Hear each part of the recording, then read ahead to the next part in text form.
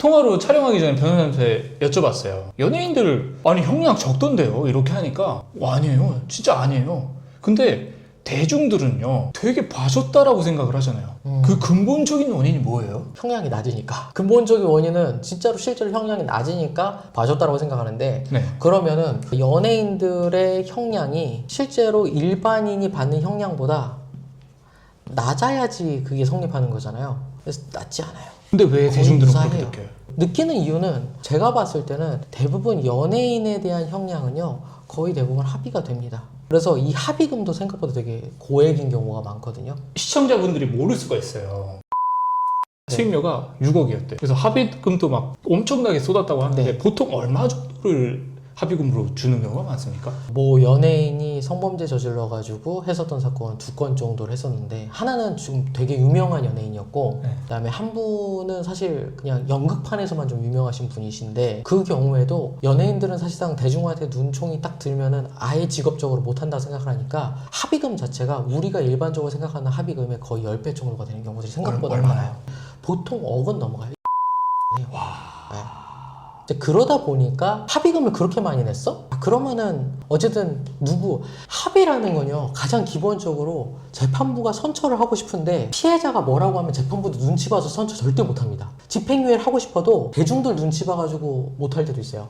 같은 경우 사실 오히려 일반인이었으면요 일반인 같았으면은 집행유예 나왔을 거예요. 그런데 오히려 판사님이 봤을 때는 대중들이 이거를 또 집행유예를 해줘? 라는 얘기를 생각을 할까봐 실제로 실형을 살리게 한 거로 보이거든요. 제가 봤을 때. 연예인이 한 명 있어요. 근데 절대적인 요소가 합의잖아요. 네. 그러면은 합의와 또 뭐 반성문, 뭐 공탁 이렇게 있는데 이렇게 다 고액으로 하고 뭐 엄청나게 정성을 쏟아도 여론들 때문에 좀 더 일반인보다 형량을 좀 더 줄 수밖에 없다라고 말씀하시는 건가요? 네. 뭐 잠깐 자랑을 하면 저희 사무실은 규모에 비해서 조금 그래도 이 업계에서 그래도 좀 유명한 가장 큰 이유가 딱 하나예요. 뉴스에 나오는 사건들이라고 할 만한 큰 사건들이 생각보다 저희 사무실에 많이 들어오거든요. 네.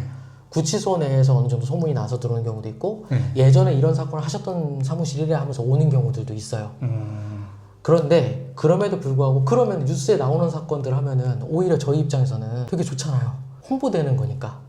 그런데도 불구하고 가장 최근에도 JTBC 기자분들이 저희 사무실에 방문을 해서 인터뷰를 하겠다고 막 하셨는데 저희가 언론 대응하는 프로세스가 있음에도 불구하고 일단 첫 번째로는 저희가 무대응을 해요. 이유가 뭐냐면요. 언론에 나와서 대중의 눈에 들어가는 순간요. 재판부가 함부로 판결을 약하게 할 수가 없어요. 여론의 눈치를 봐요. 재판부가. 이거 집행유예 해줬다 나 욕먹는 거 아니야? 나 이거 해줬다가 욕먹는 거 아니야? 이렇게까지 대중의 분노가 높은데 내가 이거를 할 수 있을까? 라고 생각하는 경우도 생각보다 많아요. 그래서 왜 눈치를 보죠? 재판부도 사람이에요. 예전에 한번 제가 했던 그 사건은 이제 아직도 피해자분 고통받고 계시니까 제가 함부로 말은 뭐 일부가 무죄가 나오긴 했는데 오히려 그것도 좀 죄송할 수 있으니까 어린아이가 아동학대로 죽은 사건들 중에서 한동안 좀 문제가 돼서 뉴스에 많이 나왔던 사건들이 있어요. 근데 그 사건을 할 때 서울에서 법원에 셌을 때 그 아동단체에서 와가지고 막 시위를 해요. 그럼 재판부 입장에서도 그 시위에 영향을 안 받기가 어려워요. 근데 제가 궁금한 건요. 형량 테이블이라는 게 있잖아요. 여기 맞춰서 줘야 되는 거 아니에요? 이거 형량 테이블을 표현하는데 정확히는 양형 기준이라고 하고 양형위원회에서 정리한 게 있는데 뭐 예를 들어서 양형위원회에서 5년에서 8년 뭐 이렇게 돼 있어요. 그럼 이 안에서 하라는 뜻이거든요. 그리고 감경 요소들이 몇 가지가 있어요. 뭐 합의를 했냐, 아니면은 뭐 공탁을 했냐, 아니면 이 친구에 대한 재범에 대한 위험성이 적냐, 아니면 우발적으로 발생했냐, 여러 가지가 되게 많아요. 써놓기는 되게 편안하게 써놨는데 여러 가지가 되게 많아요. 어쨌든 그렇다고 하더라도 다 됐어. 그런데도 불구하고 대중의 분노가 너무 심해.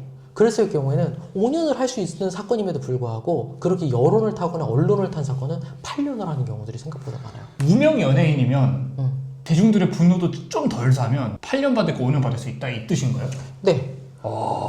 근데 이거는 판사가 잘못한 게 아니에요. 할 수 있으니까 그 법 내에 있는 테두리 내에서 해주는 거거든요. 그리고 아까 말씀드렸던 그 유명 연예인은 아까 얘기했던 연극판에서 어느 정도 유명했었던 연예인 같은 경우는 기소유예로 사건이 끝났어요. 원래는 몇 년 받아야 될 것 같아요. 뭐 그 정도 상황이었으면 사실상 1년 반에서 2년 정도 받아야 되는 상황인데 기소유예로 기소유예로 끝났어요. 그 경우가 좀 특이 사안이라고 보면 될 것 같고 그런 게 뉴스에 많이 나오니까 대중들은 낫다라고 생각을 하는 거군요. 네, 그냥 한번 대놓고 얘기해봐요. 변호사 사무실이나 어떤 상담을 받으러 가실 때 이거 비슷한 사건 해보셨습니까? 물어보는 사람들은 되게 많은데 그럼 모든 변호사님들이 예 그렇습니다. 제가 해봤어요 라고 얘기하는데 그럼 실제로 그 처분문서나 판례를 좀 보여달라고 하면 대부분 다 못 보여줘요. 없으니까. 근데 그 예를 하나 들으면은 우리가 어떤 성관계 영상이 나왔어. 근데 이 영상을 인터넷에 유포를 했어요. 네. 그리고 지인들한테 뿌렸어. 이 성관계 영상은 그 여자의 얼굴까지 다 남았는데 몇 년 나올까요? 엄청 많이 나올 것 같은데. 어떻게 될 것 같으세요? 그냥 모장님 생각하셨을 때 추측. 징역 한 5년? 그죠?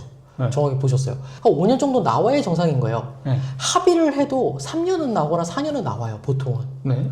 그런데 진짜 아무런 그 무명인이었고 이 내용에 대해서 좀 잘 정리를 한 부분들이 있었을 때는 저희가 이것까지 받았었어요. 기소유예. 이런 전과가 안 남거든요. 야 이거 자랑하는 거야? 그게 아니고 방금 전처럼 이게 언론에 탔었어. 예를 들어가지고 이건 언론에 탈 만한 내용이었었어요. 왜냐하면 그 분의 성함을 치면은 구글에도 바로 검색되는 상황이었기 때문에 이건 저희가 제일 걱정했던 게 이거 언론 타면은 이거 무슨 이거야 10년 이상 나오지.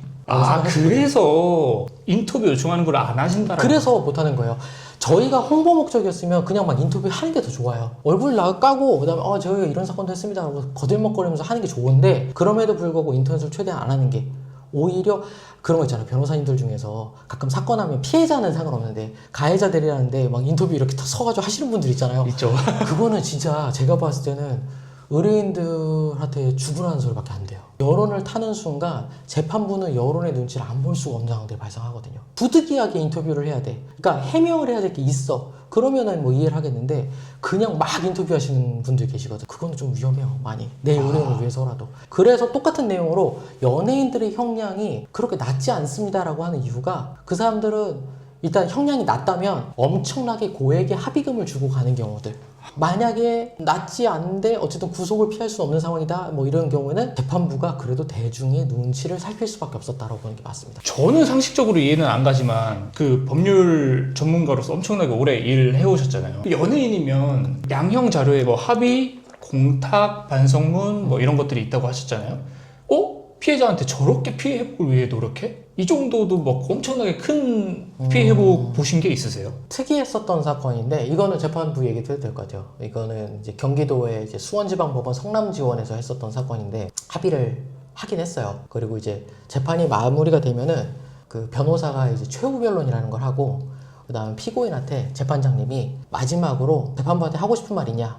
마지막으로 한번 얘기해봐라. 그걸 우리는 이제 보통 최후 진술이라고 하죠. 그런데 우리가 보통 저희가 이렇게 모장님하고 이렇게 서 있으면은 모장님 있는 위치가 변호사 위치고 보통 이제 피고인 위치인데 판사님 같은 경우는 저쪽에 서 계세요. 네. 그러면 보통 이렇게 보고 일어나서 최후 진술을 해요. 네. 근데 이분이 저는 저쪽 보고 있는데 계속 이쪽 보고 있는 거예요.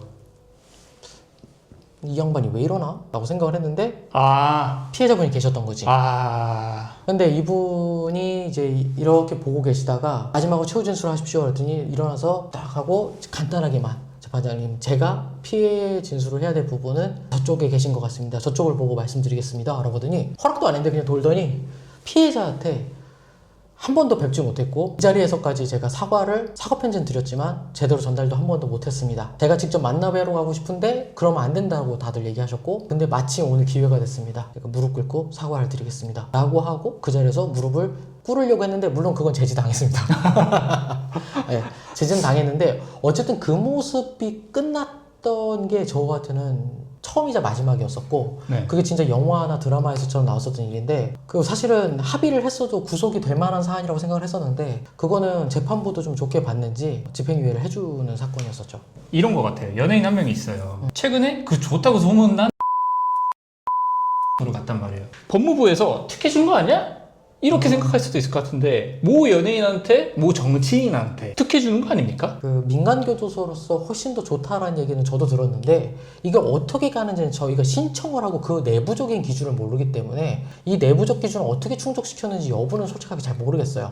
그런데 저거는 확실히 말씀드릴 수 있는 게 예전에 그 제가 서울구치소를 가면은 혹은 동부구치소를 가게 되면은 유명한 분들을 많이 볼 수 있었어요. 그쵸, 정치인이죠. 이제 네. 지금 잘 나가는 S모 구치소에서 나 접견하고 있는데 저쪽에서 본다든지 아니면 모 교도소에 아니면은 동부구치소 가면 대통령이 접견을 하고 앉아 있다든지 이런 것들이 되게 많거든요. 네. 그 사람들은 사실 독방을 써요. 그럼 누군가는 그게 특혜라고 생각을 해요. 당연히 그렇게 생각하죠. 근데 그게 특혜가 아닐 수 있어요. 왜요? 왜냐면은 그 사람들이 같이 있으면요 누군가가 그 방에 있는 다른 정치색을 갖고 있는 사람이 이 사람을 공격했을 때라든지 해를 가한다. 네. 혹은 이 사람한테 돈이 있는 사람이니까 뭔가를 더 받으려고 그 사람을 위주로 거기가 재편된다든지 등등의 문제가 생기기 때문에 오히려 일반인하고 섞여 있는 게 좋지 않다라고 그래서 일반적으로 독방을 하는 게 일반적인 건 당연한 거예요. 격리시킨다고 격리시킨다고 보는 게 더 맞아요. 물론 그 와중에서도 같이 방 생활을 해봤는데 뭐 좋았다는 사람들의 진술이 있는 것처럼 무조건은 아니고 기결수가 되면은 이제 같이 상황을 하는 경우들도 있고 본인이 뭐 독방을 원하지 않았을 경우에는